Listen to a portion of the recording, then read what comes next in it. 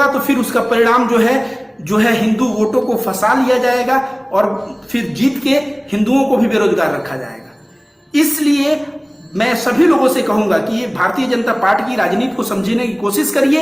इन लोगों का कोई उद्देश्य नहीं है, उद्देश्य एक ही है कि सत्ता में आना, और सत्ता में आने के लिए सैकड़ों लोगों की बलि चढ़ानी पड़े तो बलि चढ़ाएंगे, उसके लिए मस्जिद तोड़वा के बलि चढ़ानी पड़े, उसके लिए वसीम रिजवी का इस्तेमाल करके बलि चढ़ाना पड़े, उसके लिए मोहम्मद साहब के ऊपर यति नरसिंहानंद द्वारा गलत कमेंट करवा के बलि चढ़वाना पड़े।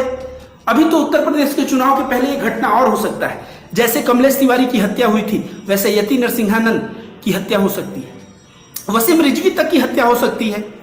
क्यों वसीम रिजवी की हत्या हो सकती है और कौन करवाएगा? ये बीजेपी पार्टी को इन लोगों की हत्या करवाने में बहुत लाभ है। क्यों लाभ है? अब देखिए, मुसलमान तो अपने सब्र के बांध को टूटने नहीं दे रहा है, लेकिन अगर वसीम रिजवी का कत्ल समझिए एक आरएसएस का बंदा ही कर दे, या यति नरसिंहानंद का कत्ल एक आरएसएस का बंदा कर दे, तो उसका नतीजा क्या होगा? होगा कि कोई मुसलमान ने किया हत्या, और हत्या का जब रिपोर्ट 10 साल बाद आएगा तब तक तो चुनाव हो जाएगा, और चुनाव हो जाएगा तो यही बोला जाएगा, देखो भाई वसीम रिजवी ने कुरान में गड़बड़ किया और उसके परिणाम स्वरूप इसकी हत्या हो गई। यति नरसिंहानंद ने मोहम्मद साहब के खिलाफ उल्टा सीधा बोला, इसकी हत्या हो गई। हत्यारा जरूर मुसलमान होगा, और इन मुसलमानों को देखो, जो वसीम रिजवी अपने सगे के नहीं है वो किसके होंगे? यति नरसिंहा जैसे हमारे साधु और सन्यासियों को मार देंगे तो यह मुसलमान किसके होंगे? इस तरह का बात पुष्पेंद्र कुलश्रेष्ठ और भाजपा के तमाम नेता भी करने लगेंगे, और तमाम नेता करके क्या करेंगे? राजनीतिक फायदा देना चाहेंगे। तो मैं कहूंगा, मैं गुजारिश करूंगा मुसलमान भाइयों से भी और हिंदू भाइयों से भी, अगर वसीम रिजवी की कत्लेआम होती है, हत्या होती है, तो उसकी जांच होनी चाहिए।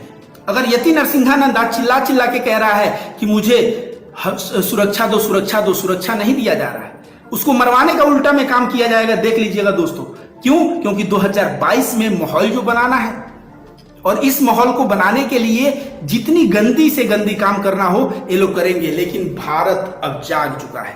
भारत के सभी लोग भारतीय जनता पार्टी के इस मंसूबे को जान चुके हैं कि कितने ही अपवित्र। 25 बरस हो गए हमें यहाँ काम करते, हमने नहीं देखा कोई कुली इन्हें हफ्ता देने से इनकार कर दे। अगले हफ्ते एक कुली मवालियों को पैसा देने से इनकार करने वाला है। तुम लोग मुझे ढूंढ रहे हो और मैं तुम्हारा यहाँ। देखिए भारत के लोग, अब आप हर एक आदमी मोदी के विरोध में बात करना शुरू किया है, योगी के विरोध में बात करना शुरू किया है।